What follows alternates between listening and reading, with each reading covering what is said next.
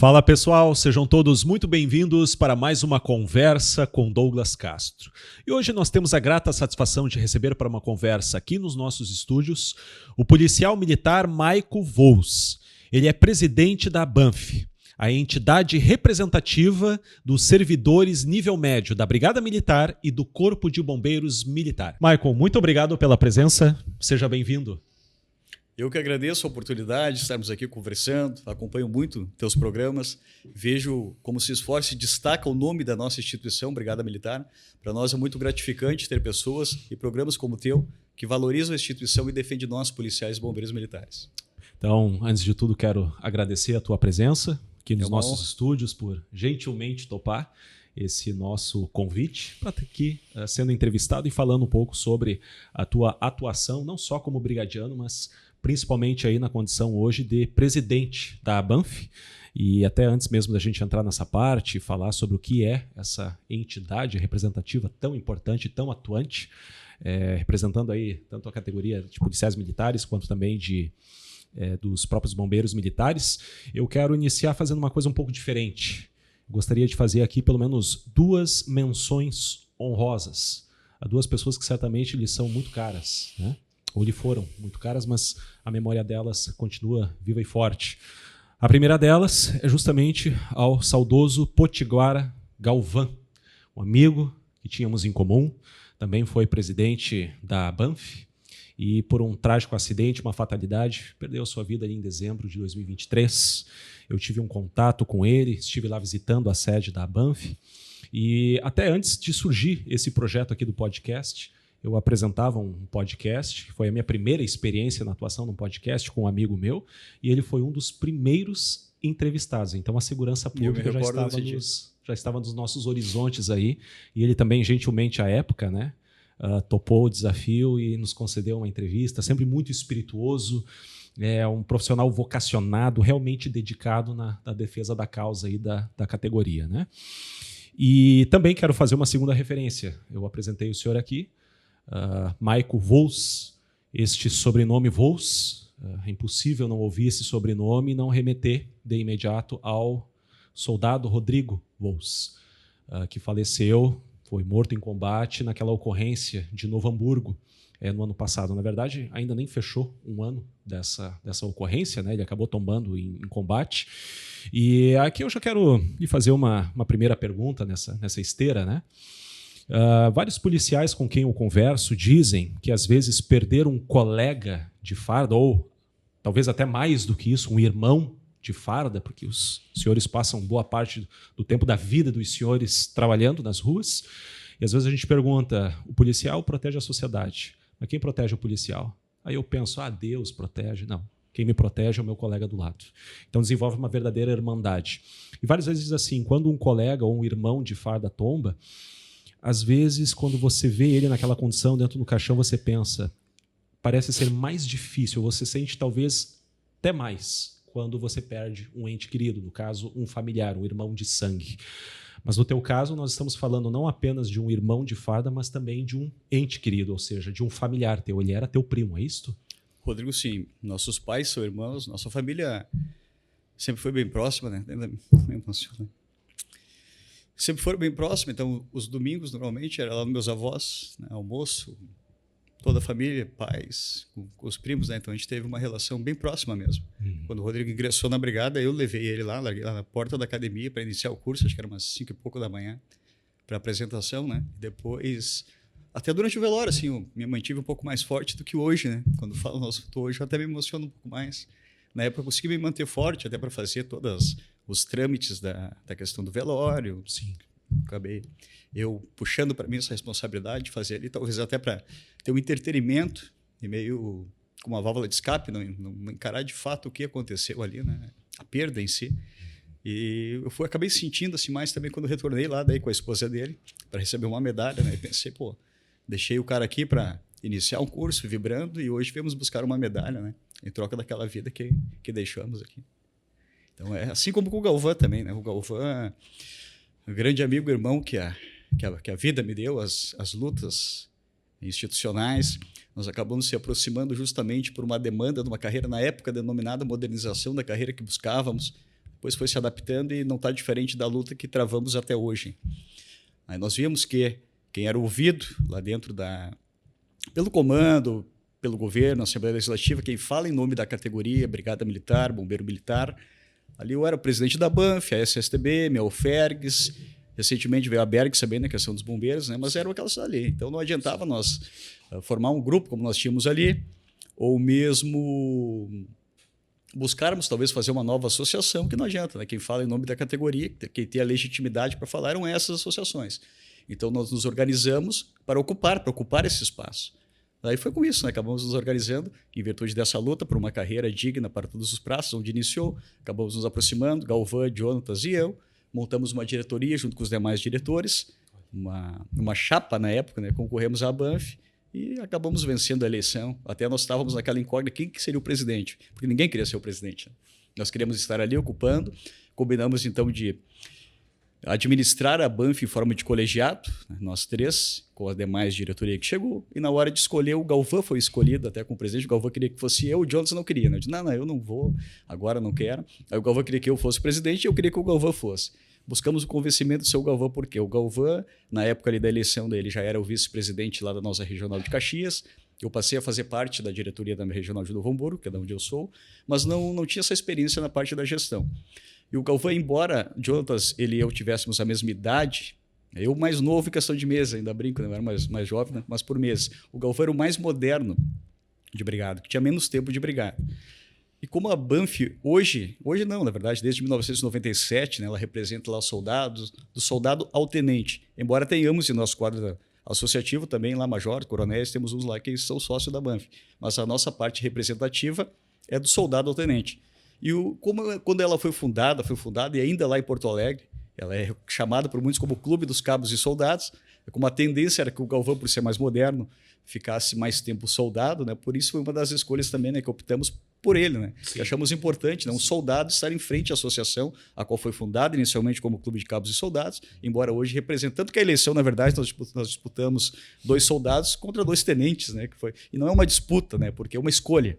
É uma escolha de quem representar. Se não fôssemos nós o escolhido, no outro dia eu estaria lá para quem havia vencido a eleição, né? Porque uma eleição de escolha classista não tem derrotados, né? Estaria lá, ó, hoje o senhor é meu representante, o que eu puder fazer, estarei aqui para ajudar.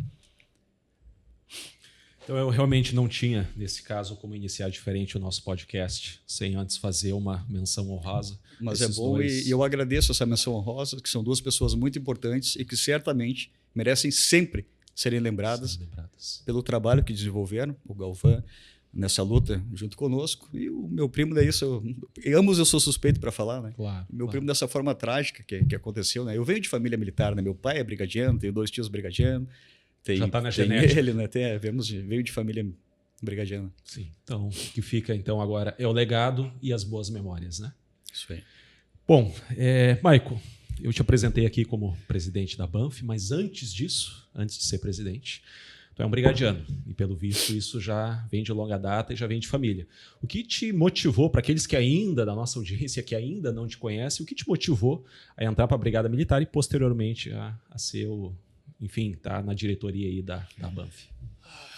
O meu pai ingressou para a Brigada Militar em 87, né? Na época com 2 anos de idade. Meu pai, filho de agricultores lá de São Luís Gonzaga, Capela São Paulo, até a parte retirada do interior mesmo.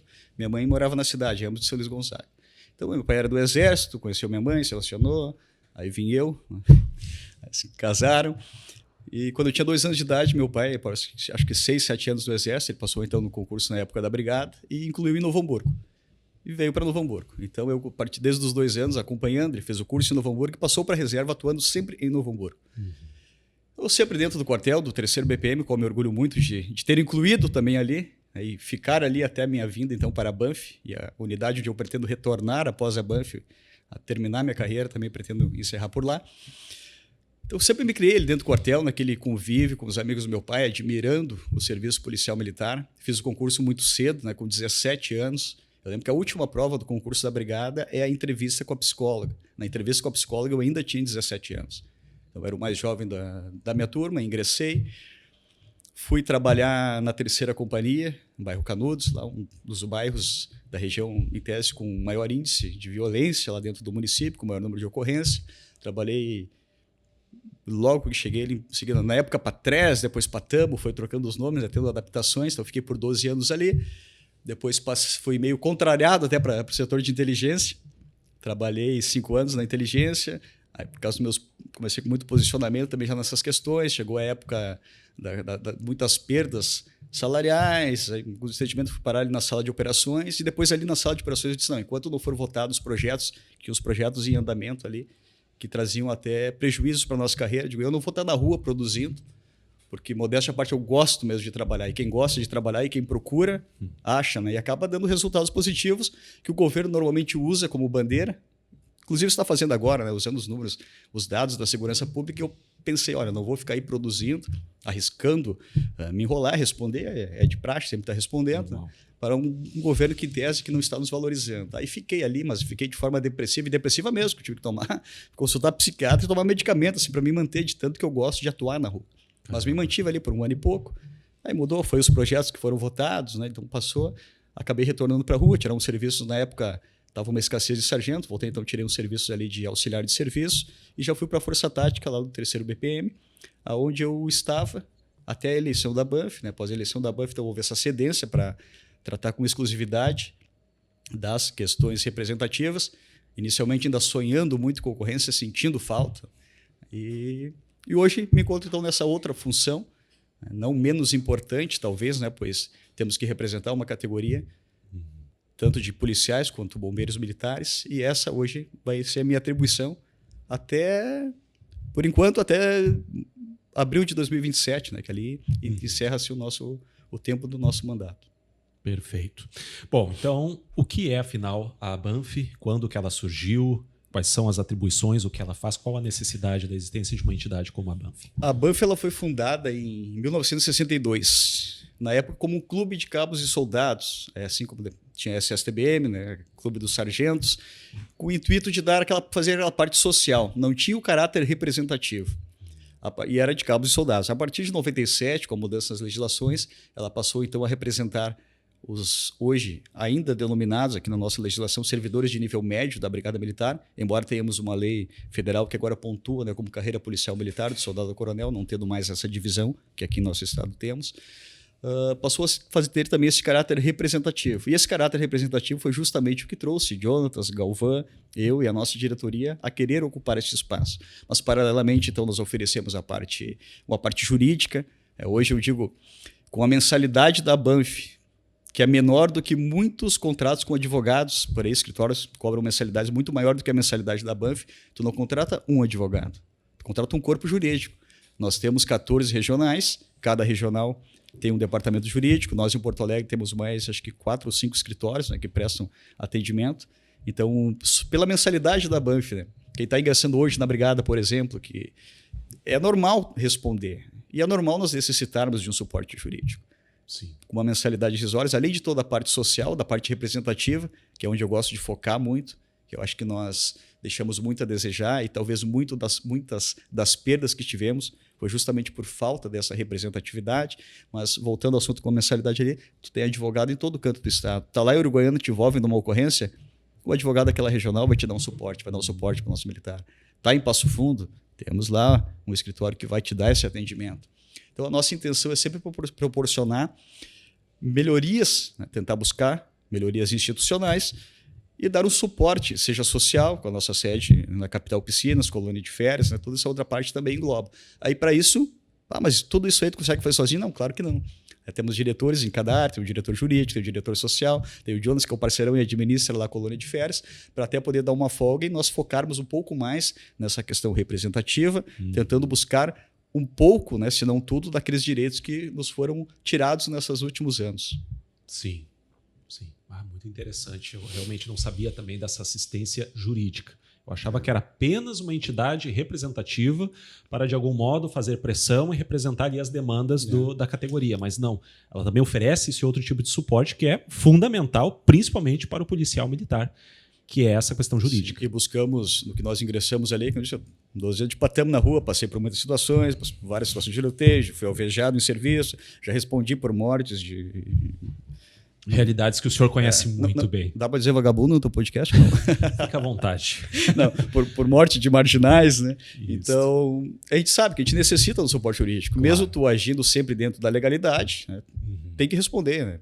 Por certas coisas. Então, nós procuramos manter e buscar aqueles escritórios que estavam se destacando, inclusive, a nível de Estado, para que o militar nosso, o policial militar, tenha tranquilidade que estará bem assistido juridicamente, caso houver essa necessidade. Isto dos 4 cantos do Rio Grande do Sul. Dos 4 cantos do Rio Grande. Por mais especialistas em tribunal do júri, pós-graduados em direitos penal militar, processo penal militar.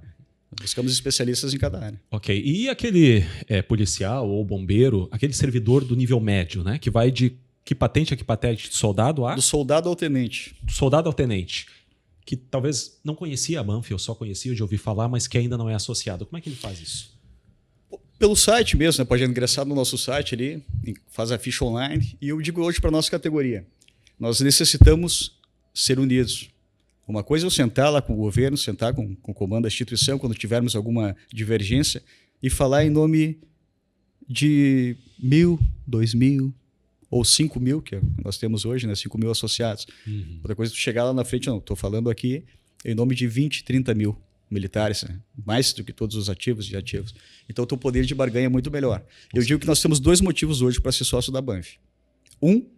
Se acha que nós estamos fazendo um bom trabalho, desde que lá entramos, para fortalecer esse nosso trabalho, fortalecer a nossa voz como representação. E o segundo motivo, né, ou outro motivo, é se acha que nós não estamos fazendo um bom trabalho, para, através do voto, nos tirar dali. Pois houve muitas reclamações, né, de administrações que se passaram por ali. Aí tu pergunta para ela, mas tu é sócio da Banff? Não, eu era e saí. Tipo, então, meu irmão, tu é um dos culpados, infelizmente. Pois se tu não é sócio, não conseguiu votar, tu não escolheu o teu representante. Aí tu permite que muitos ficam lá.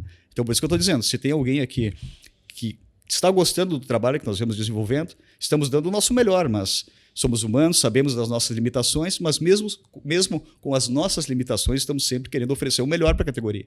Não é só para a categoria, para mim, eu sou policial da ativa, meu pai é policial da reserva, eu sempre digo que para mim respeitar e honrar os veteranos é um mandamento divino, honrar pai e mãe. Sem dúvida. Eu tenho que honrar meu pai, então eu tenho que lutar pelo meu veterano, que deu uma vida inteira pela brigada, uma vida inteira pela sociedade gaúcha e hoje está sendo muito desrespeitado. Então eu tenho obrigação de lutar por esse veterano. Eu tenho obrigação de lutar pelo meu soldado que está ali, que ingressou agora, o aluno soldado que vai vir, que tem uma vida inteira pela frente de dentro da instituição. Eu até digo assim, eu sempre gosto de falar muito e destacar que, para mim, do aluno soldado ao nosso veterano lá da reserva, né, nós somos um só. Nós temos que nos enxergar como um só. Há essa divisão hierárquica ali, soldado, sargento, tenente, mas nós vamos ingressar numa porta, vamos sair ali na outra.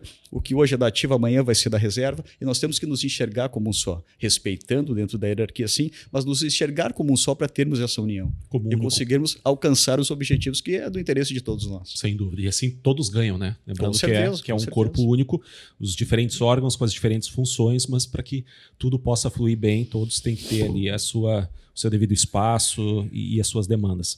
Então, aquele que queira se associar, pode pesquisar diretamente no site. Pode ir no site ou preencher uma ficha nas nossas regionais, espalhadas pelo estado. Né? Acho que hoje o site é o mais fácil. Né? Chega ele seja sócio a Banff, vai preencher ali, vai a ficha já. Não sei, o senhor pode falar aqui publicamente o valor da mensalidade? Ou o valor da mensalidade hoje da Banff está em R$65. Por isso que eu digo que ele é bem menor do que muitos escritórios aí cobram, né? Por um advogado. Né? Tem cara que cobra R$100 para um advogado. Só na questão jurídica já vale a pena. Com certeza.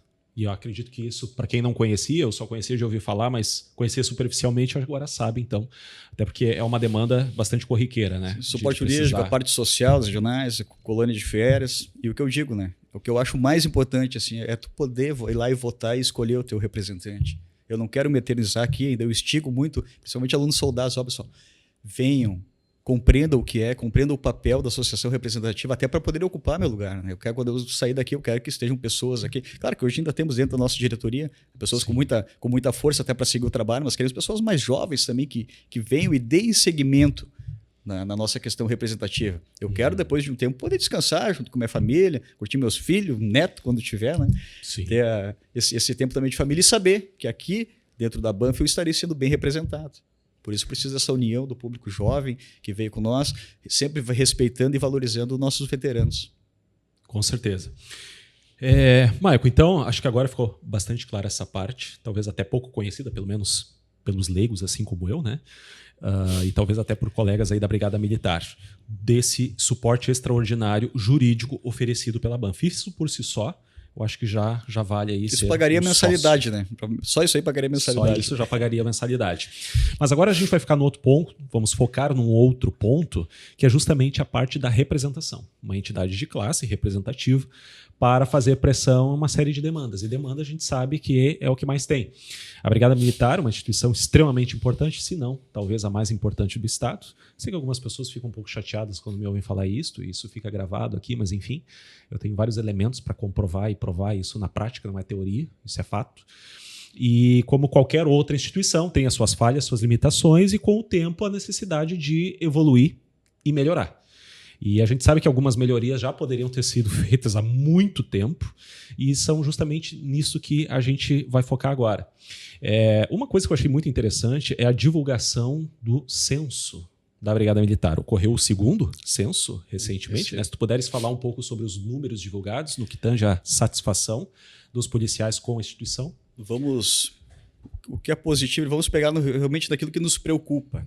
O que me preocupou muito com esse censo, não foi novidade, não foi surpresa, né, para ninguém, nem para o efetivo, pois se repetiu do primeiro censo da Brigada Militar. O primeiro censo acho que foi divulgado em 2022, 2022 e 2023 foram coletadas as informações agora desse censo divulgado neste ano, e mostrou que mais de 85% da categoria encontra-se insatisfeita com a carreira atual.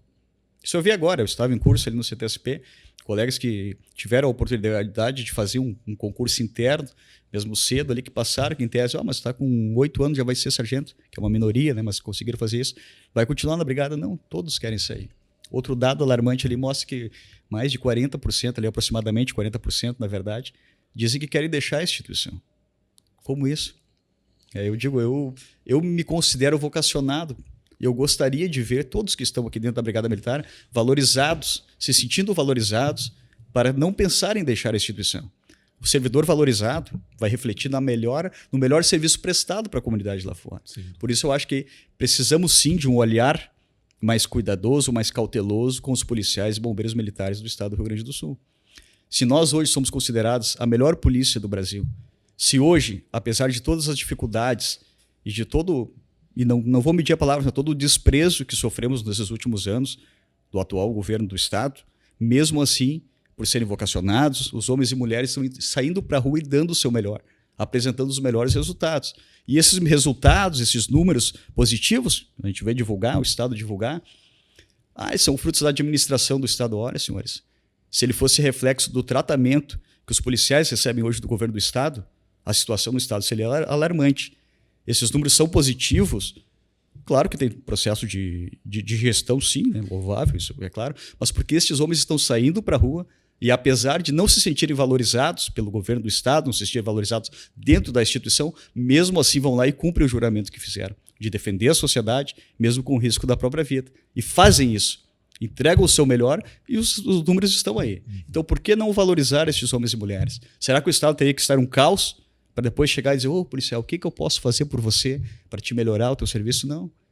Nós já estamos sofrendo, perdendo muito e entregando o nosso melhor. E, infelizmente, quem deveria enxergar e reconhecer, não enxerga e não reconhece. A população nos enxerga, a população nos reconhece. Nossos irmãos veem um no outro isso. Mas quem deveria ser, que são os nossos governantes, infelizmente, não estão vendo e não estão reconhecendo. Aí é um problema de gestão. E pelo que eu pude perceber, como eu disse aqui no início, são várias as demandas, várias as reivindicações. Mas talvez a mais urgente de todas, e eu acho que o motivo principal pelo qual a tropa está desmotivada ou se sente desvalorizada é justamente o plano de carreira ultrapassado. Até deu uma polêmica que foi divulgado a realização de dois concursos, né, que já foram realizados, na verdade, uma para soldado e outra para capitão. E parece que ajuizaram ali uma ação que trancou por um certo período ali a de capitão, mas depois acabou tendo continuidade. É a tal da... Como é que é o nome? A Lei Orgânica Nacional. Lei Orgânica Nacional. 14.751. Pois é, me corrija se eu estiver enganado. Mas de todos os estados da federação, acho que todas as polícias militares dos estados já fizeram adequação. É só a nossa que ainda não fez? Quase todas. Quase todas. Há algumas que ainda estão, né? Mas o problema maior é que a nossa instituição aqui, Brigada Militar, ela é que mais se difere das demais polícias dos outros estados. Antes nós éramos regidos pelo Decreto-Lei 667 de 69, e lá havia previsão de suprimir cargos, por exemplo. Tanto que aqui nós não temos mais cabo, não temos, daqui uns dias não teremos mais terceiro sargento, não temos segundo tenente, subtenente. Há duas portas de entrada, uma havia reto como capitão e outra como soldado. Isso a lei orgânica vem e padroniza em todos os estados, ou seja, todos os postos de graduações devem sim retornar. O oficial para ingressar, né, o soldado vai ingressar lá como aluno soldado, depois soldado, cabo, terceiro sargento, segundo sargento, primeiro sargento, subtenente, abrindo a possibilidade de uma ascensão até tenente-coronel, de quem ingressa soldado, pode chegar então até tenente-coronel. E o ingresso na carreira dos oficiais, ele não se dá mais reto como capitão, aluno oficial e capitão, como está hoje. Ele se dá lá como cadete, aí ele vai se formar, né, depois de formado ali, ele vai ser segundo tenente, primeiro tenente e depois capitão. Maior, mas assim é em todos os estados. Nenhum outro estado tu ingressa reto capitão também. Então ele veio a padronizar, vem a trazer um padrão, e esse é realmente este padrão aqui no estado. A gente encontra uma certa dificuldade. Por quê? Se nós compararmos a carreira dos praças, eu estive agora recentemente num congresso em Brasília, com demais entes, demais associações representativas, e alguns comandantes gerais também lá estiveram, comandante de Santa Catarina, Rondônia, Goiás, não lembro quais são os outros estados também, que acompanharam as suas associações. E eu me senti muito orgulhoso e com uma certa inveja sadia de ver lá aquela união, assim, né? Todo mundo brigando, realmente do soldado ao coronel, pela carreira, adaptando a carreira. Se a gente pensar lá em Rondônia. Rondônia lá, hoje não tem, sabe que hoje não temos soldado em Rondônia? Por que não temos soldado em Rondônia? Porque todos aqueles soldados que fecharam 5 anos foram promovidos a cabo. Aí eu perguntei para o comandante-geral lá da brigada da Polícia Militar, né? Brigada, só nós aqui no estado, né? Da Polícia Militar lá de Rondônia. Isso trouxe algum prejuízo para o policiamento? Mas eu já sabia a resposta que ele vai me dizer. Ele, muito pelo contrário, Vols. Meu servidor, ele não queria receber essa promoção e se sentiu valorizado e passou a produzir mais. Mas não tem soldado? Não tem, porque nos últimos 4, 5 anos ali não houve concurso para ingresso de novos policiais militares, e aqueles que fecharam o tempo, cumpriram o interstício, foram lá. E aqui nós temos soldados ingressando na brigada como soldado e passando para a reserva como soldado. Nós temos soldados com mais de 27 anos de serviço, soldado na brigada militar, ou concluindo o tempo e passando lá. Isso na carreira dos praças. Se nós vamos passar para a carreira dos oficiais, hoje eu acho que nós não temos nenhum capitão com mais de 5 anos de serviço. Todos que completaram 8 anos já são majores. Temos tenente-coronel com 14 anos de serviço. Então, há uma grande discrepância nessa questão da ascensão, uma grande diferença dentro da Brigada Militar.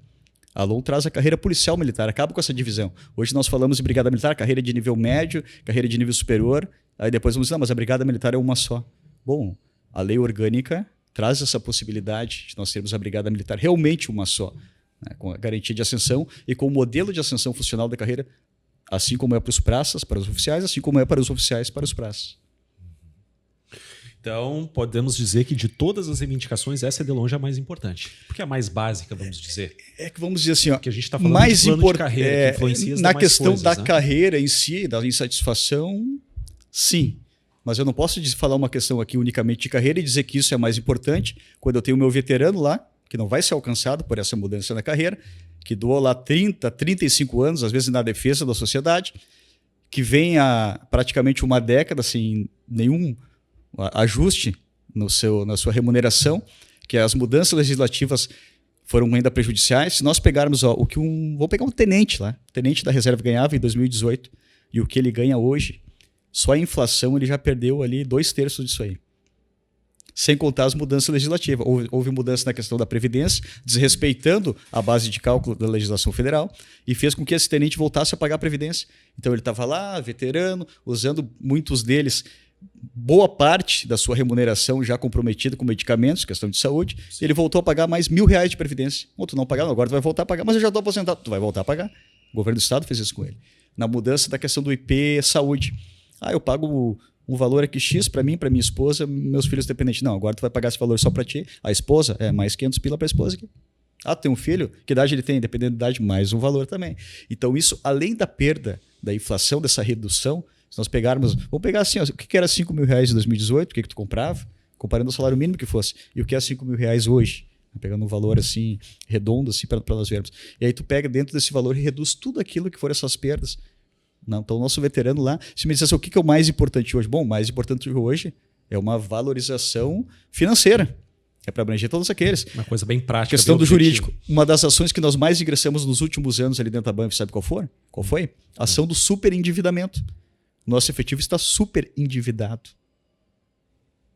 Então não tem como eu dizer se a carreira é mais importante. Para nós, militares da ativa, paralelamente com a questão financeira, sim. Né? O censo disse isso, não é eu que estou dizendo isso. A própria instituição Brigada Militar e um censo oficial. E esses números eu arrisco a dizer que ainda são bem maiores a insatisfação. Por quê? Porque quem é que vai te ouvir lá nesse censo? Não, o sargento vai te ouvir. Foram ouvidos alunos soldados. Ou seja, aquele militar que ingressou agora na Brigada Militar, que só está vendo a parte boa, né? Não começou a ver essas partes um pouco mais negativas da instituição. Então ele está empolgado, ele vai dizer que está muito bom para ele. Ele foi ouvido. E foram ouvidos também ali, acredito que os oficiais também, que realmente a carreira dos oficiais hoje, no estado aqui, a carreira dos oficiais é a melhor carreira policial militar do Brasil. E a carreira dos praças é a pior do Brasil. Por isso que nós estamos tendo uma certa dificuldade de implementar, né, de recepcionar a Lei Orgânica Nacional. Mas é lei e lei se cumpre. Tem que ser cumprida, é isso que eu ia perguntar agora. Essa lei foi criada, instituída quando mesmo, Alon? Ela foi... dezembro de 2023, né? Ela foi ali promulgada, mas ela vem em discussão desde 2001. É aprovada 2 vezes lá na Câmara Federal e Senado Federal. Nessas 2 décadas foi construída, né, por comandantes gerais que passaram pelas instituições, associações, tudo. Eu sou bem sincero, eu pensei que ela não ia ser aprovada. Mas se votada agora, o relator dela, Capitão Augusto, um deputado de direita, dentro do governo do PT, você não vai passar a lei orgânica. Né? Tanto que nós tínhamos os outros projetos, um projeto pedindo uma lei de promoção dos praças, que nada mais era que um plágio praticamente da lei de promoção dos oficiais, que era o que nós lutávamos e pedíamos para o praça. Sim. Com a aprovação da lei orgânica nacional, então tivemos que adaptar esse projeto, a lei orgânica nacional, apresentamos de pronto, né, para o comando geral da instituição, né, nosso líder maior, apresentamos o secretariado e fomos passando assim parlamentar por parlamentar, primeiramente os da situação, né? Até porque são os que têm força dentro do governo, os da oposição também, por óbvio, a oposição abraça mais os projetos, né? Até porque não tem aquele compromisso com o governo, e passam a defender e seguimos nessa luta, né? Essa batalha.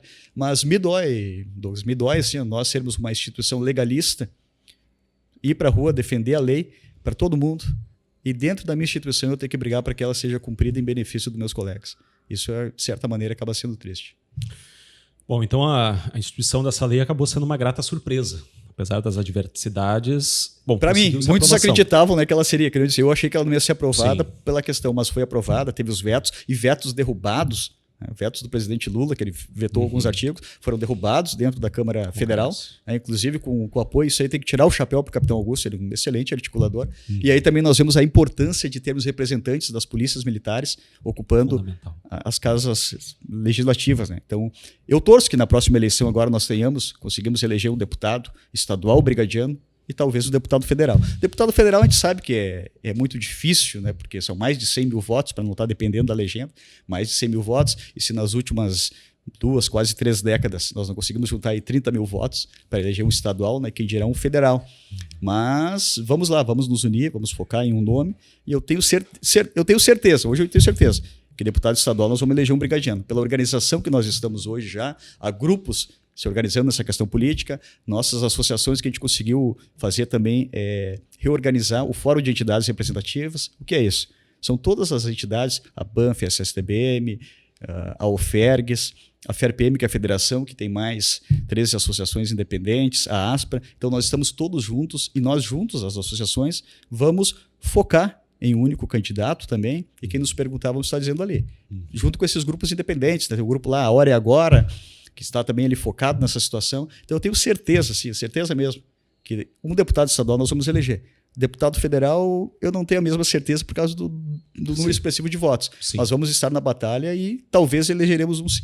Pelo menos vai haver uma mobilização e um trabalho para que isso aconteça. Uma unidade focada no só, para não dividir. Não adianta dividir. Não adianta dividir. Na última eleição, se nós pegarmos só os votos dos brigadianos, bombeiros e brigadianos, foram mais de 80 mil votos. Você elegeria 3 deputados. Né? Tranquilamente. Os 3 mais votados, né, fizeram em média de 12 mil votos. Né? Os 3 mais votados já daria um. Então nós vamos focar agora num único nome, né, junto com as demais associações. Contamos com a unidade de todos os nossos colegas, ativos e inativos, para tentarmos buscar aí sim. Né? Às vezes o pessoal culpa muito a associação também. Mas eu perdi a associação, não fez nada. Eu gostaria muito de ter o poder da decisão, de ter o poder da caneta. Mas hoje o que a associação faz, nós vamos lá, tentamos buscar o convencimento de parlamentares, de deputados, que por vezes simpatizam com a nossa categoria. Mas eles não nos representam, pois eles não foram eleitos exclusivamente com o nosso voto. Então, eles nos ajudam até ali. Sim. Chega um determinado ponto ali, não, porque eu tenho comprometimento com o meu partido, eu tenho comprometimento com o meu eleitor, e até é aceitável. Né? O que é inaceitável é nós, policiais militares, tirando os professores, sermos a maior categoria do Estado e até hoje não termos um representante na Assembleia Legislativa e na Câmara Federal. E isso muitas vezes é uma falha do próprio efetivo, dos próprios agentes de segurança pública que não têm essa consciência da importância da política ou de se unirem em eleger um representante. Mas isso, eu acho que nós evoluímos, assim, talvez a dor ensina muito. Né? Eu acho que todas essas perdas que nós tivemos agora fez acender essa luz, despertar e ver que nós temos que focar em um único nome, né? E acredito que na próxima, sim, né? Como eu disse, eu tenho a certeza. Pode me chamar que depois de 2026 eu venho aqui junto com o deputado que nós vamos eleger. O deputado estadual que nós vamos eleger. Quero vir aqui com ele e dizer assim, lembra, Douglas, aquele dia que eu te disse? E aqui está o cara. É isso aí. Bom, como eu disse, a lei orgânica nacional ela foi aprovada relativamente pouco tempo, mas ninguém pode alegar, não, é pouquíssimo tempo para que haja uma adequação, até porque, como o senhor mesmo referiu, vários outros estados, praticamente todos, já fizeram adequação. Aí a pergunta óbvia que eu faço, e talvez todos aqui que estejam nos assistindo também façam, é por que ainda não houve adequação? Ok, a forma como a brigada é organizada aqui ela é diferente ou mais diferente do que as relacionadas aos demais estados. Mas a resistência vem de onde exatamente? Hoje é inegável que a maior resistência é dos nossos próprios gestores da instituição. Isso não. Mas perguntar para eles legais, não podemos agora. A justificativa que diz, mas que vai dar um impacto financeiro. Não. Nós fizemos um anteprojeto mostrando que é possível a implementação da Lei Orgânica Nacional com o que é provisionado hoje para pagamento da folha de pagamento do nosso efetivo, do que é previsto lá, os 32 mil homens da Constituição. Com esse valor, tu consegue fazer uma adequação. Mas como é que eu vou criar vaga de segundo tenente, de terceiro sargento? Eles dizem, para me criar uma vaga de segundo tenente, vou ter que diminuir a de primeiro tenente, para me criar de terceiro sargento, vou ter que diminuir a de segundo. Senhores, podemos fazer uma adequação assim como foi feito agora. Recentemente foram criadas mais 6 vagas de coronéis. Como fizeram isso? Nossos próprios oficiais nos mostraram como fazer. Diminuíram as vagas de capitães e criaram a vaga de coronel. Hoje, na nossa Constituição, é previsto lá 19 mil soldados desses 32 mil homens. Nós podemos reduzir, nunca alcançamos, salvo em décadas e muitas décadas atrás, nunca alcançamos todo esse número. Então, nós podemos reduzir esse número para 11.800. Com isso, eu crio mais 5 mil vagas de cabo, 7 mil vagas de cabo. Agora, eu até me recordei, não estou me recordando bem do número que nós colocamos ali, né? Exato. Mas então a gente consegue fazer uma adequação na carreira de forma piramidal e de forma que seja aplicada, que ela pode ser aplicada, né? Financeiramente aplicada. O pessoal às vezes diz, mas por que não vai dar curso? Não vai. Minha formação é outra, sou bacharel em Direito, mas eu gosto de exatas. E eu sento com qualquer pessoa ali do governo, que seja a Secretaria da Fazenda, e mostro que ela pode sim ser aplicada sem onerar os cofres do Estado. Esse projeto que nós fizemos ali, ele é, sim, financeiramente viável.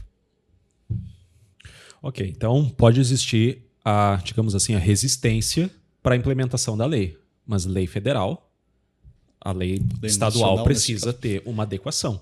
Essa questão... Existe esperança para uma adequação? Eu não digo nem esperança, né? Mas eu ainda acredito no sistema jurídico brasileiro. Ainda? Apesar... Ainda acredito. Ainda acredito. Tem questões que tu mencionou ali, mas foi suspenso ali, foi uma ação do próprio Ministério Público. Não foi o Ministério Público, né, analisou e não.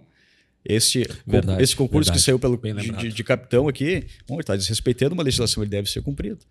E foi ali. Só que nós sabemos também, né, foi concedida a liminar para o Ministério Público e não foi julgado o mérito ainda. Eu até acho mais grave porque acabou sendo a prova, aí cria-se aquela expectativa de pessoas que passaram neste concurso, que pode sim ser cancelado, ser anulado a qualquer momento. E aí fica, mas eu fiz aqui e agora não vai ter adequação. Então acaba causando um prejuízo maior ainda nessa situação. Mas o mérito não foi analisado. O que caiu foi a liminar, o pedido liminar, quando foi ali. E sabemos muito também, né, que quando forças do próprio governo, ou quem tem poder, alguns contatos, acabam por vezes interferindo também nessa questão jurídica. Mas também temos ações lá, a DIN, no próprio STF, tratando ainda sobre o tema, né? Tem bastante água para rolar ainda. Mas eu confio e acredito que sim, ela vai ser implementada. Só que, para isso, tem que ser implementado o quanto antes, né?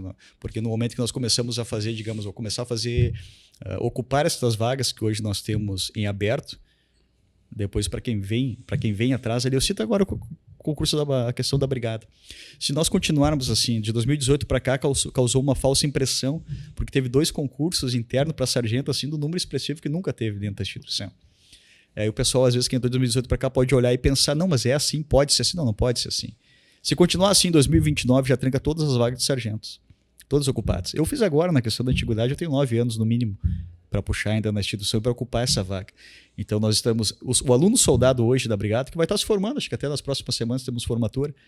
Se continuar no modelo que está atual, quando ele fechar o tempo dele ali para poder fazer um concurso interno para a brigada, ele não vai conseguir fazer. E vão ser condenados, praticamente 100% deles, a fechar aí 18 anos de brigada, sem nenhuma sessão na carreira, nenhum deles ali, e sem sacar uma substituição do posto, porque todas as vagas serão ocupadas. Isso é matemático, né? Matemática é uma ciência exata, né? Não é questão de opinião. Mas eu acho que não vai ser assim, não. Pega as vagas que tem, calcula, vê o tempo de serviço que cada um tem, que tu vai ver que é isso aí que vai estagnar a carreira.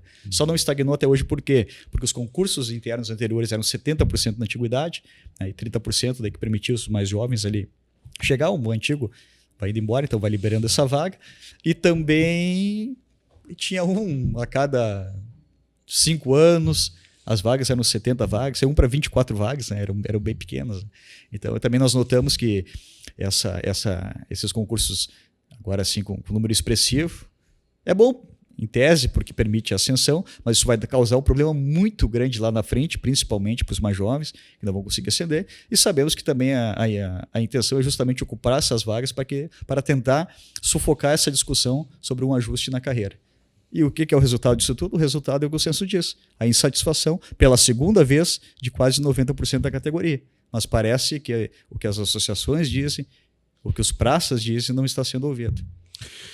Pois é, aí isso nos leva diretamente a um segundo grande problema. Eu mencionei ali a reforma, né, o plano de carreira decente, enfim, porque isso também está diretamente ligado à questão do desânimo, que muitas vezes pode gerar depressão e, consequentemente, também a questão do suicídio.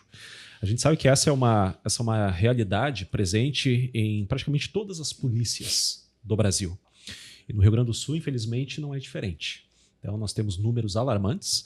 Até a gente tem visto uma certa tendência por parte da imprensa. A gente sabe que existem algumas normativas de divulgação de casos como esse, porque isso pode servir como gatilho para que outras pessoas façam o mesmo, etc. Mas a situação está tão alarmante, que a própria imprensa está achando pior ainda não falar a respeito do assunto. E essa questão do desânimo da tropa, consequentemente depressão e até umas atitudes mais graves, isso está tão em voga hoje que eu convidei aqui para falar exclusivamente sobre essa temática, sobre o cuidado com a tropa, o próprio subcomandante-geral da Brigada Militar, Coronel Douglas Soares. Ele esteve aqui e eu fiz muitas perguntas a ele e ele fez ali a exposição das medidas que foram tomadas, da estratégia do comando da Brigada Militar para justamente atender e reduzir efetivamente estes números. Mas eu gostaria de saber do senhor. Tá? Eu gostaria de saber do senhor. A própria Banff, em 2023, publicou um artigo, e esse artigo deu muita repercussão.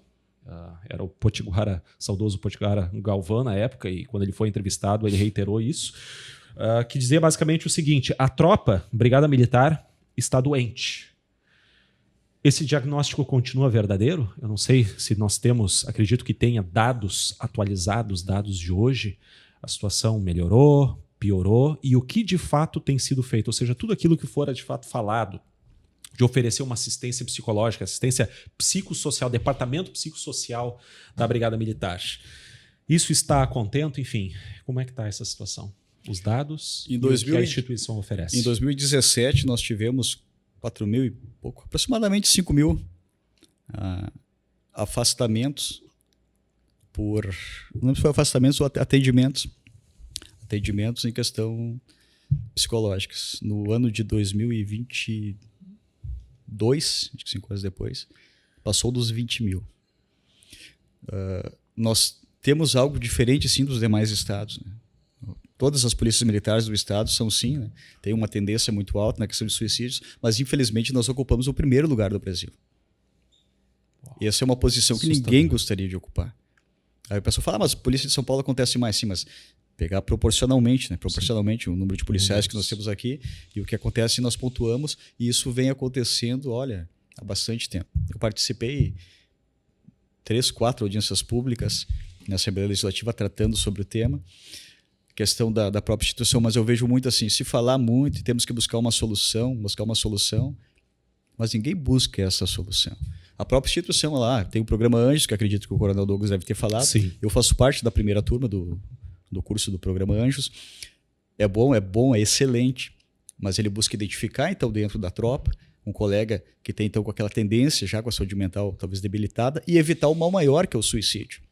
Mas não estão tendo ações para buscar a real causa do problema. A prevenção. Embora a gente sabe que são multifatores, né? Não é um especial, mas buscar aquela solução ali para evitar. Então a gente tenta evitar o mal maior, mas não vejo nada por parte do governo a buscar identificar as causas e combater essas causas, combater o adoecimento mental. Bem ao contrário. Essas ações do governo que vem ali, a questão financeira, eu vejo como algo muito forte, assim, porque no momento que o policial não está tendo mais condições de dar uma vida digna para sua esposa, para os seus filhos, e não estou nem falando de conforto, de luxúria, mas é uma vida digna mesmo, uma questão mínima de educação, de alimentação, de uma vida social, por mínima que seja, isso começa a abalar. Vejo que muitas vezes alguns falam, mas se matou porque a causa foi conjugal ali, estava com problema conjugal. Olha, talvez isso pode ter sido, em alguns casos ali, a gota num copo que já estava cheio e veio a transbordar. Imagina, tu com um problema financeiro ali, não conseguindo dar uma vida digna ali, assim, tu com a saúde mental adoecida mesmo, tô doente mental, por óbvio, um problema normal que qualquer pessoa sã conseguiria resolver, não vai conseguir resolver, e pode ser então o gatilho, né? Pode ser o estopim para aquela causa final, para o suicídio em si. Mas, embora sejam multifatores, se nós analisarmos todos os colegas ali que cometeram suicídio, olha, posso te dizer que praticamente 100% deles estavam super endividados. Essa seria a principal causa, não a única, evidentemente. É um tema muito delicado, claro, né, essa questão ali. É muito delicado. Mas hoje eu vejo o abalo, né, nós recebemos mensagem de colegas ali, de veteranos assim, que estão super endividados, num desespero, pedindo botijão de casa, às vezes, assim, consegue assim, manda um botijão de casa aqui em casa, eu não estou falando que eu estou assim, umas situações assim, e eu me dói o coração ver, mas esse cara doou a vida inteira dele, defendendo a sociedade, e hoje ele não tem condições de dar um mínimo para a família dele, né? Mas daí não soube se administrar, que acabou com um empréstimo, você está dando empréstimo, hoje quase não recebe nada, não, tudo bem, né? Pode ter esses pontos assim, mas e aí o Estado vai abandonar? Vai abandonar, não já abandonou? Vai seguir virando as costas para o cara que entregou a vida inteira dele em defesa da sociedade? Que eu disse, não se manteve apenas, se manteve o salário que era aquilo lá e a inflação comeu. Não foi só isso. O governo aqui maldosamente mudou legislações tirando o dinheiro do bolso, tirando a comida da mesa do policial e bombeiro militar, tanto da ativa quanto principalmente daquele que entregou uma vida inteira em defesa da sociedade.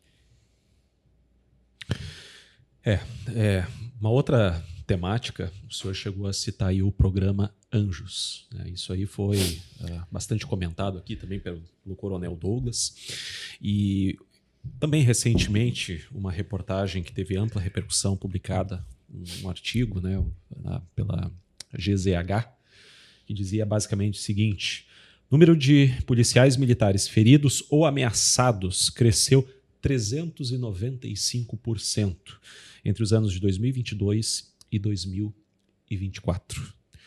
Aí nós entramos naquela pergunta. A polícia protege a sociedade, mas quem protege a polícia? Então a própria polícia precisa proteger a polícia, ou seja, a própria instituição precisa oferecer o suporte. Nós falamos aqui sobre o suporte nessa questão da saúde mental. Tem sim esse fator do superendividamento, mas aí soma-se a isso a falta de reconhecimento por parte da sociedade, por parte do governo, a falta de perspectiva em relação a um plano de carreira, enfim, N outras coisas que, como o senhor muito bem falou, acaba servindo ali como a gota d'água que faz transbordar o copo. E fora isso também, a própria atividade policial, os senhores estão sempre expostos na rua, nas ocorrências, enfim, policiais que atuam em suas próprias cidades, às vezes acaba ali prendendo um vagabundo, talvez ele é libertado numa audiência de custódia e acaba encontrando esse mesmo cara enquanto ele está junto com a família, fazendo compras no mercado, e ele encontra esse cara. Então ele acaba sendo vítima de ameaça, os próprios criminosos muitas vezes acabam revidando a polícia e atacando policiais, ferindo policiais, e nós vemos aqui esse número alarmante. Existe um outro programa que eu acho que é o PM Vítima. Corregedoria. Né? Isso funciona a contento? Como é que está sendo isso? Ao menos todos os colegas que eu vejo que buscaram, né, têm recebido um auxílio, sim. Têm recebido um auxílio. Isso aí é uma coisa até que há de se destacar. Nós, como associação, eu, principalmente por vezes, eu acabo tecendo muitas críticas, né, mas aquilo que é positivo tem que se destacar. Né? Isso aí foi desenvolvido lá pelo Coronel Vladimir, né, muito importante, uma das coisas muito importantes que ele fez dentro da corregedoria, e essa questão aí. Não recebemos reclamações, bem pelo contrário, né? Todo colega que acionou tem recebido um respaldo, sim. Da questão da ameaça, ali eu sou bem sincero, assim, embora não tão velho, mas eu venho convivendo, né, desde de criança em meios policiais, assim. O que acontece, talvez, assim, da questão da ameaça? Pode ser que hoje se formalize mais, que antes não se formalizava. Eu digo por mim, eu trabalhava em Patamo ali, às vezes acontecia saiu os relatórios de inteligência, né, da nossa P2, nossa inteligência, e por vezes eu lembro até... Mas um abraço para o irmão nosso ali, Ferreira Dado, na época, hoje tenente, né? Por vezes ele me ligava, seu Volso, assim, ele estava falando de uma ameaça aqui que ligaram, ligava você 90 e dizia, vocês vão pegar fulano, porque você está atuando, né? Tá na rua ali. Sim. Preciso que tu passe aqui para nós formalizar o papel. Que, tenente? Dá bola para esse vadio e quero ficar aqui, não dá bola assim. Tanto que uma vez eu disse, Volso, passa que eu tenho que falar contigo uma coisa. Eu cheguei, saindo aqui, não temos que formalizar tal coisa. Porque nós não dávamos muita atenção. E por vezes até era errado mesmo, porque tem que formalizar, tem que ter ali registrado. Porque depois é que falar, né? Eu penso, o cão que late não morde. Então, essa questão ali, eles às vezes falam muito entre eles, temos que pegar fulano, temos que pegar ciclano, fazer acontecer, mas graças a Deus até assim eles não se encorajam, né? Até porque eles sabem que nós temos uma união muito grande. E o que ser feito, o que fizerem para um irmão meu de farda, eu vou lá e vou fazer 100 vezes pior. Esse é o pensamento nosso de união. Então, legalidade, sim, né? Mas o respeito, autoridade. E se algum dia eles perderem o respeito, eles vão ter que aprender a ter medo. A polícia se pergunta, polícia raiz, é isso aí. Mas é importante também formalizar, então eu acredito que possa ter acontecido isso aí. Outras questões também de rede social, né? Às vezes tu vai lá numa conta fake, daí tu pega e acaba ameaçando, falando o que quer, achando que não vai ser descoberto, né? Por vezes daquilo ali. Então pode ter acontecido também. Mas eu acredito que o bem sempre vai vencer o mal. Eu acredito que a nossa população, principalmente aqui no estado do Rio Grande do Sul, as pessoas de bem são muito maiores do que a do mal. Sim. E a questão de ameaça, eu me criei, filho de brigadiano, naquele tempo lá, o salário do policial militar era bem menos do que é hoje ainda, eu me criei na periferia lá, né? Meu pai se formou, pegaram, o que fizeram lá? Pegaram o bairro Vila Quefas, lá de Novo Hamburgo, tem violência, o que vão fazer? Bota um posto da brigada e bota 6 casinhas aí por lá, dá para os brigadianos, bota o brigadiano morar. Eu me criei lá, minha mãe ainda mora ali até hoje. E eu ando lá dentro, assim, tranquilo, assim. Estudei lá dentro, estudei a vida inteira em escola pública, né? Meu pai não tinha condições de pagar uma escola particular para mim, então estudei a vida inteira. Depois que eu fui fazer direito na Fevar, lá já estava na brigada, aí, pagando com o auxílio dos serviços extra, do bico, que é uma realidade dentro da Brigada Militar, né? Serviço de segurança extra, infelizmente é uma realidade, um mal necessário, isso dito por hoje, juiz militar, Coronel Mendes, quando subcomandante da Brigada Militar. Na época ele falou que o bico é o mal necessário da Brigada Militar, mas eu acho que nós precisamos valorizar o policial, né? Porque o policial é também um ser humano. Ele precisa, na hora de folga dele, poder ter um lazer com a sua família também. Certeza. E não ficar trabalhando 24 horas, como eu via meu pai trabalhar. Ver meu pai saindo do serviço, indo para o bico e não tendo aquele tempo todo para me dar atenção, para ficar comigo. Para ter que complementar a renda. Né? E é a realidade hoje, dos nossos policiais, né?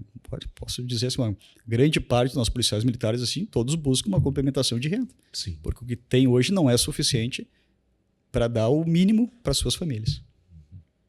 É um efeito cascata, né? Um problema que acaba gerando uma série de outros problemas. Eu acabei falando, acabei destoando a discussão. Eu sempre me criei ali. E dentro das prisões, inúmeras prisões que eu realizei, muitos foram de pessoas que foram meus colegas de aula, ou da mesma turma, nós fazíamos educação física junto lá, né? Seguiram caminhos diferentes. Eu estudei da primeira à quinta série lá dentro do Kefas mesmo, colegião do Kefas conhecido, depois da sexta até o último ano do ensino médio no Pasqualini, que é dentro ali, são bairros, né? São vila.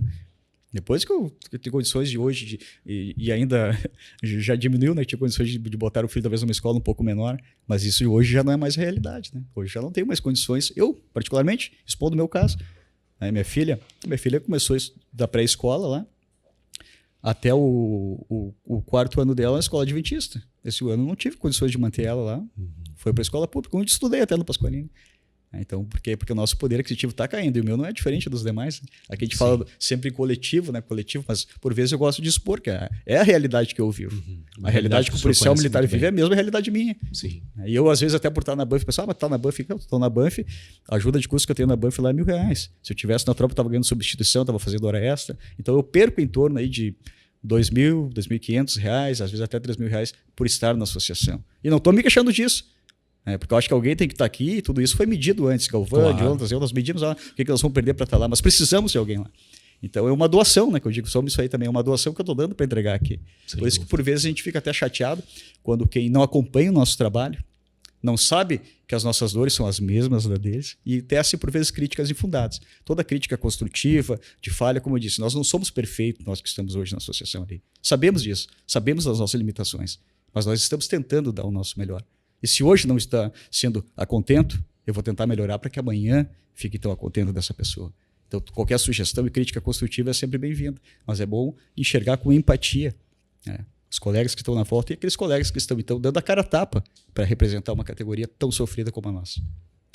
Então, como cidadão, como eu, que não sou policial, mas que aprecio, respeito o trabalho dos senhores e reconheço a importância do trabalho dos senhores, eu posso ficar relativamente tranquilo com esses números que foram divulgados e alardeados, desse aumento de quase 400% da violência ou de ameaças contra policiais, porque é um aumento, como o senhor destacou aqui, e também foi a explicação que o subcomandante-geral da Brigada nos deu, dessa justa formalização. Antes não era comunicado, agora é. Então é óbvio que vai dar essa disparada nos números. Né?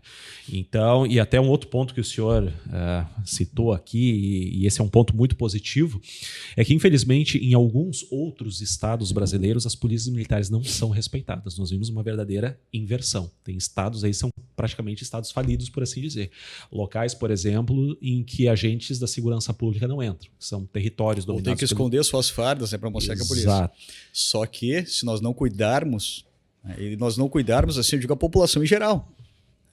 Eu estou armado, estou sempre armado aqui se me defender, não quer dizer que eu vou resolver todo o problema assim, mas aquele cidadão lá que não tem nem como se defender, ele precisa da polícia. Sem dúvida. Então ele tem que cuidar, inclusive, quem muda as legislações, às vezes a gente reclama muito, né? A gente, por vezes, não a gente reclama, mas o cara foi preso hoje e foi solto amanhã. Foi solto hoje, ou no mesmo dia, já foi solto. Bom, a legislação permite isso. Audiência de custódia. Quem é que faz a nossa legislação? Onde é que é decidido se vai ter audiência de custódia ou não vai? Quem é que criou? Onde é que foram criados? Essa questão ali penal, o processo penal, lá na nossa Câmara Federal. E quem é no Senado Federal. Então nós não pensamos, a gente vota lá naquele lá, normalmente aquele que tem mais dinheiro para a campanha, né, que bota lá, vou votar nesse fulano aqui porque falou algo que me agradou. Mas qual que é o histórico dele? É a questão de segurança pública, pessoal. Olha, ninguém tem educação, ninguém nada. E eu vi ele que mencionou, até vou abrir um parênteses aqui do que tu mencionou, e agradeço pelo teu posicionamento, dizendo que a Brigada Militar, uma das instituições, se não a mais importante do Estado. Eu digo assim, eu já participei de ações apoiando a Polícia Civil, lá delegados para cumprir mandado de busca e apreensão, mandado de prisão, que não iriam ser realizados se não tivesse apoio da Brigada.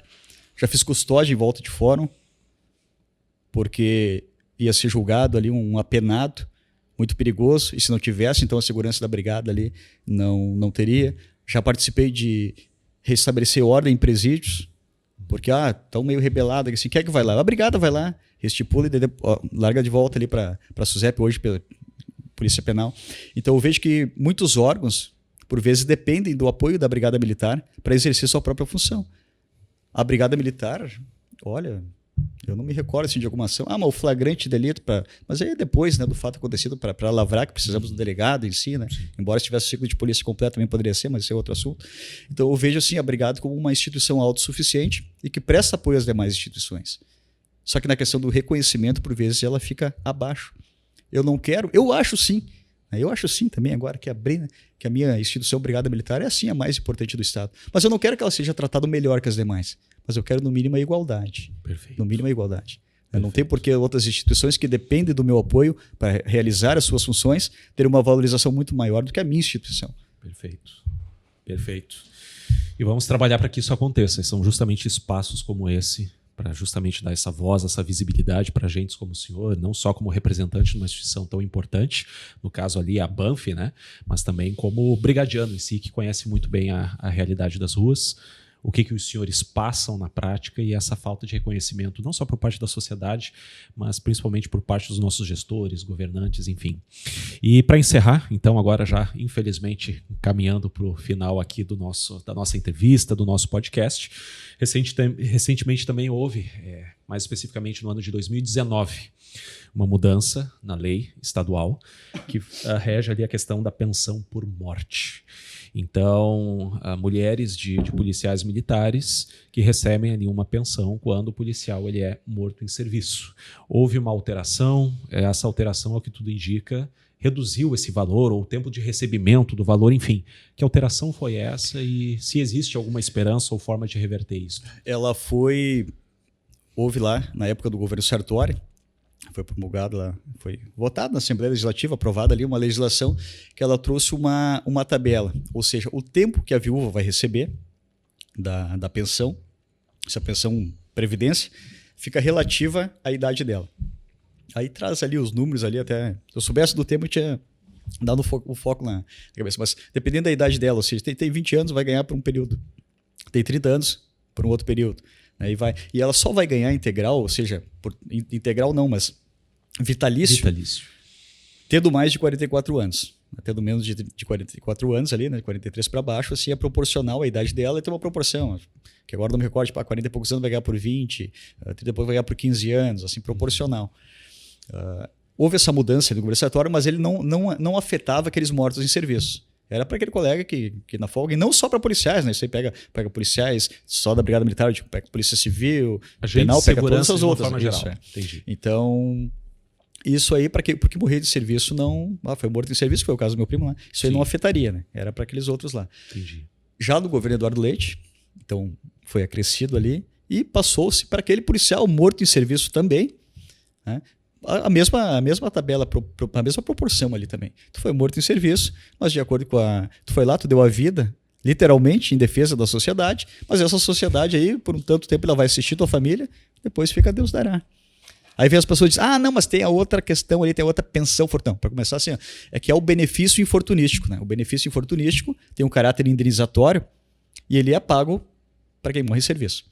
Quando eu falo, até fiz um vídeo falando isso daí há tempo atrás, a questão da Previdência, eu falo da Previdência IP, né, da pensão mesmo, e não acabei de falar e agora me pedi o nome, do benefício infortunístico, né? Eu não falo do benefício infortunístico, da pensão em si. A pensão em si houve alterações dentro do atual governo que desampara a família. O que aconteceu? Como ela foi recente, não aconteceu ainda, né, de nenhuma viúva, acredito eu, pelo menos fosse procurados, de terem excedido esse tempo. Ou seja, eu tinha 30 anos, eu vou receber por 10 anos só a pensão. Bom, não passou esses 10 anos ainda para ela perder a pensão. Então isso aí vai ter o reflexo logo ali na frente. Sim. Mas por enquanto assim, não teve o reflexo. Quando aconteceu aquele fato, assim, com a questão do meu primo que veio à tona, isso aí nós conversamos com os parlamentares e do próprio governo falaram que queriam corrigir isso aí. Que realmente ali queriam corrigir. Mas ficou só na palavra, até agora não vi nada, né, de decisões, não vi nenhum projeto mesmo ali sendo votado na Assembleia que realmente viesse a mudar essa questão. Por que eu lhe pergunto isso? Porque isso até tem, sob certo aspecto, um apelo pessoal. Uma ocorrência recente que teve uma ampla repercussão foi justamente de Novo Hamburgo, que também, tragicamente, acabou perdendo aí o teu primo, que tombou em combate. Um jovem, não sei se ele era casado Casado com uma policial militar. Pois é. Não tinha filhos. Já o outro colega tem, né? Casado exato. com uma... Acho que era um bebezinho ali de 45 dias, enfim. Exato.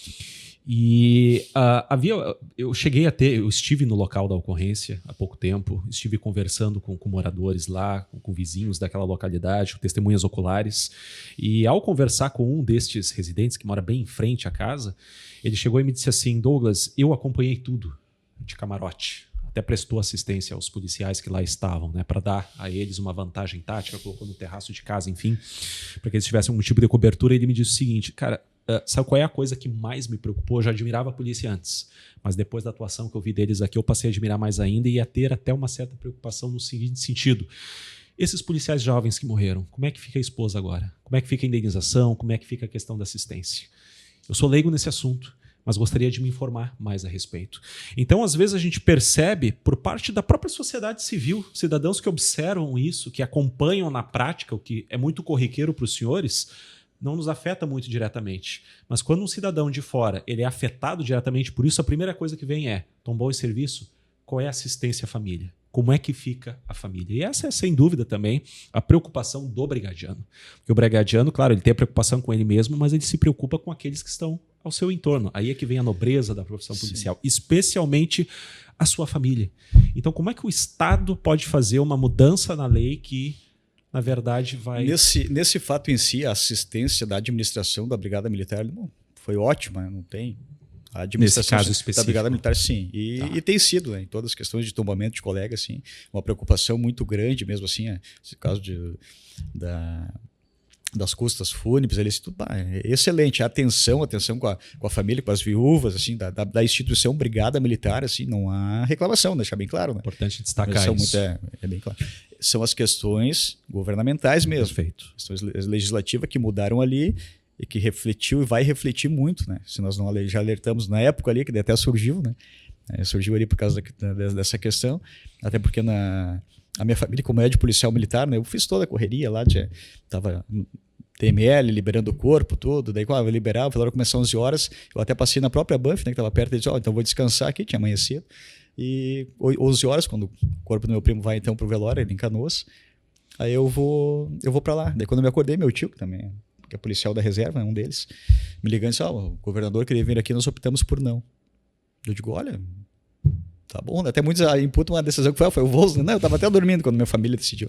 Não, porque se não dá aquela assistência que nós precisamos quando vida, não adianta vir aqui tentar nos consolar, né? Depois da morte. Eu digo, não, tranquilo então. Eu até queria que ele fosse, porque já que ele não nos recebe como uma associação representativa, né? Era a oportunidade talvez eu pegar ele num canto ali, né? E conversar, mas se essa é a opinião da família, tô junto, assino embaixo ali. Ele tranquilo, assinamos embaixo, né? E aí que acabou dando, né? Só que nós não divulgamos nada disso, né? Só falamos, não, quer vir, foram lá, mas não queremos ele aqui, né? Não é bem-vindo.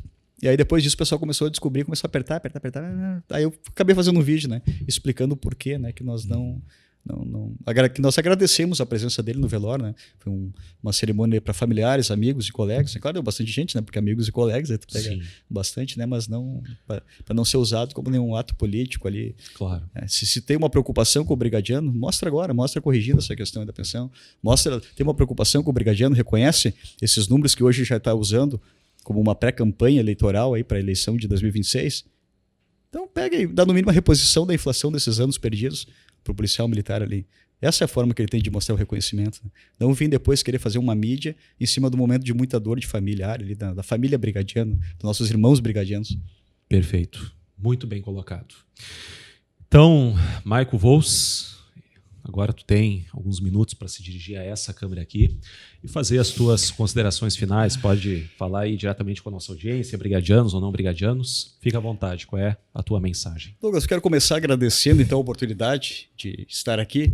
Para nós é muito importante, né? O teu podcast ele não atinge apenas ali, policiais, militares, né? Que a gente dá entrevista em outras rádios, das coisas que acaba atingindo um público um pouco mais restrito, mas leva para a população em geral. E é muito importante a população saber das nossas dificuldades para nos apoiar na busca por melhorias. Essa questão, inclusive, da violência, como a gente mencionou ali, da questão da criminalidade. Vamos ter atenção em quem vamos votar. Se preocupa com a segurança?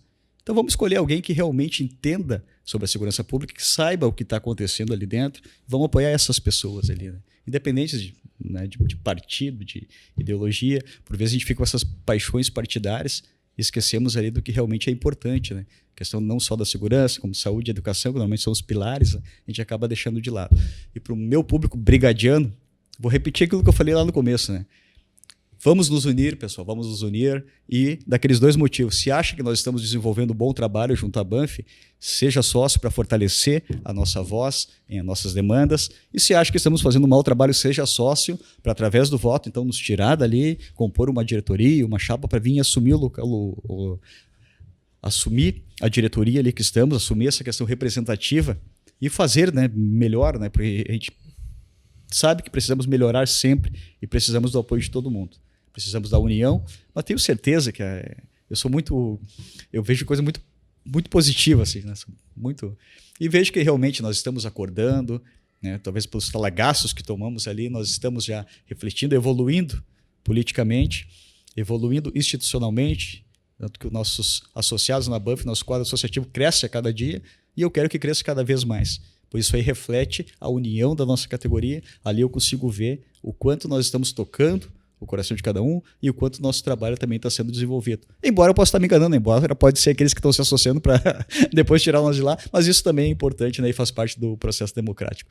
Meu forte abraço, minha continência a todos os nossos veteranos e aos nossos colegas que, enquanto nós estamos aqui gravando, estão prestando a nossa segurança na rua, tanto os policiais como nossos bombeiros militares. Forte abraço para todos e mais uma vez, muito obrigado, meu amigo. Marco Volz, eu é que agradeço pela tua presença, te agradeço de coração mesmo, mais uma vez, por gentilmente topar aí o nosso convite. E o que eu posso te dizer é que é absolutamente admirável ver um homem como tu, uma pessoa que a gente nota que fala com a voz do coração, a gente percebe a verdade, não só nas palavras, no tom de voz, mas acima de tudo no olhar. Em alguns momentos aqui tu te indignou, em alguns momentos tu te emocionou, mas em todos os momentos tu agiu pelo certo, sempre defendendo o que é certo. O que eu acho absolutamente admirável da tua parte, ou de pessoas que, assim como tu, estão na direção destas e outras entidades representativas que têm esse importante foco na reivindicação e tal, é que tu tem os teus problemas particulares, mas ainda assim o problema dos teus colegas, dos teus irmãos de farda também são os teus problemas. Não só porque isso também te afeta diretamente, mas tu dedica o teu tempo, o teu recurso, a tua energia, a tua disposição, talvez crie até indisposições para justamente ser a cara ou ser o porta-voz, aquela pessoa que dá a cara a tapa e que vem para esse tipo de programa e ser a voz de tantos e tantos brigadianos, associados e até não associados. O senhor é presidente de uma associação, sim, mas essa associação, de uma forma ou de outra, as reivindicações são reivindicações de todos. E o ganho não é da associação, é o ganho da categoria, é o ganho de todos. Então, isso é admirável. Quando você vê para além dos muros da tua casa, para além do próprio umbigo, dos seus problemas pessoais, não. Existe aqui uma instituição, uma profissão pela qual tu é absolutamente apaixonado, como nós vimos aqui, ficamos sabendo um pouco da tua história, é algo de família, já está no sangue, não adianta, isso ninguém te tira. Então tu tem sim uma vocação policial, o que tudo indica um excelente profissional, parece ser um excelente gestor também, e tem de fato feito uma excelente representação dessa entidade, a qual também quero parabenizar aí por esses longos anos de atuação. No que depender de mim, da minha parte, coloco este programa, essa estrutura à disposição da Brigada Militar, de outras instituições, enfim, que são tão importantes e que mereciam tanto, não apenas o nosso respeito, além disto, mais do que respeito, verdadeira admiração. Porque eu, particularmente, me corrija se eu estiver enganado, não conheço nenhuma outra profissão, nenhum outro profissional que tenha que fazer um juramento. E esse juramento de fazer o bem ao próximo, mesmo com o risco ou sacrifício da própria vida. Isso não é palavras apenas escritas no papel, isso não são palavras ditas ao vento, lá naquela formalidade do juramento. Mas nós vemos isso na prática. Os números mostram isto. Os casos de repercussão de PMs que tombam em serviço mostram isso. Tu sentiu isso na pele, atingiu a tua própria família. E mesmo assim tu continua defendendo a instituição. E independentemente do reconhecimento ou não, tu continua fazendo o certo. Primeiro porque é o certo e segundo porque isso é uma vocação e, aliás, uma nobre vocação. Eu digo sempre que há N formas de se fazer o bem. professor, quando ele educa, quando ele ensina, ele está fazendo bem. O médico, quando cura, quando salva a vida de alguém, ele está fazendo bem. O líder religioso, quando ele leva uma mensagem de fé e esperança ali para os seus liderados, para os adeptos, ele está fazendo bem. Mas eu acredito piamente que a melhor forma de se fazer o bem é a firme decisão de combater o mal. E eu acredito que é exatamente esse o chamado de Deus para a tua vida e de tantos outros brigadianos e agentes de segurança pública que estão nos assistindo neste momento, tá bem? Então, mais uma vez, eu que agradeço, muito obrigado pelas palavras. E essa questão, digo, sempre a função que eu vou desenvolver, eu procuro dar o meu melhor. Como eu disse, sei que estou longe da perfeição, mas procuro dar o meu melhor. E todas essas questões, inclusive a parte negativa, que é financeira, que é longe da família, quando eu me dispus a estar nessa função, né, nos dispusemos lá, Galvão, Jonatas e eu, e toda a nossa diretoria, nós sabíamos, né, de tudo que estava acontecendo, assim, sabíamos, ó, essa é a parte negativa e vamos lá, vamos enfrentar essa missão porque alguém precisa estar lá e vamos lá, vamos enfrentar e tentar dar o nosso melhor. É desgastante? Sim, é desgastante. Reclamo disso? Não, não reclamo. Eu sabia que ia ser assim e estou aqui para isso. E vou seguir firme e forte, com o apoio, tendo como base meus amigos, meus irmãos de farda, ali atrás, sabendo que eu tenho um resguardo, não vou parar. Quando tiver um acreditando e inúmeras mensagens, que até eu peço desculpa, né? Principalmente quando eu faço um vídeo falando com as coisas institucionais, eu recebo centenas de mensagens, indagações, né? Eu não consigo responder tudo, às vezes vou acabar respondendo ou na madrugada ou no outro dia, já peço desculpa, mas respondo todo mundo, faço questão de responder um a um, eu mesmo, né? Não terceirizar para alguém responder, mas justamente por isso, né? Quando tiver alguém acreditando no teu trabalho e te incentivando, há pelo que lutar. O sacrifício é necessário, a causa é nobre e eu desejo do meu coração que seja muito bem sucedido aí nas reivindicações, no atendimento a elas, que é o mais importante. Tá bem? Muito obrigado. Até mais. Quanto a você, muito obrigado pela tua audiência até aqui e até a próxima conversa com Douglas Castro, se Deus quiser.